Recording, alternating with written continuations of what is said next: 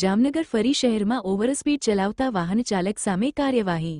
સીસીટીવીના આધારે પોલીસ વાહન ચાલકને પકડીને તેની સામે કાર્યવાહી કરી।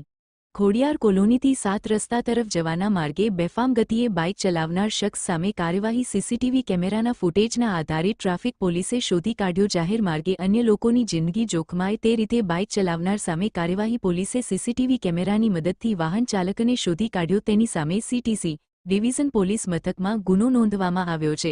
વાહન ચાલક આશિષ રમેશ ડાભી ગત 14મી તારીખે ખોડિયાર કોલોનીથી 7 રસ્તા તરફના માર્ગે પૂરપાટ ઝડપે પોતાનું બાઇક ચલાવતો હતો। જામનગર કમાન્ડ કંટ્રોલ સેન્ટર દ્વારા અવારનવાર જામનગર શહેરમાં આવેલા કેમેરા દ્વારા સીસીટીવી કેમેરા દ્વારા તમામ ટ્રાફિક અને એના પર વોચ રાખવામાં આવે છે। જ્યારે ક્યાંય પણ કોઈ વાહન ગફલતભરી રીતે કે બેદરકારીપૂર્વક જણાતું ચલાવતા જણાય તો તે બાબતની તપાસ કરી અને જામનગર ટ્રાફિક પોલીસ અથવા તો લગત પોલીસ સ્ટેશનમાં ગુનો દાખલ કરવામાં આવે છે।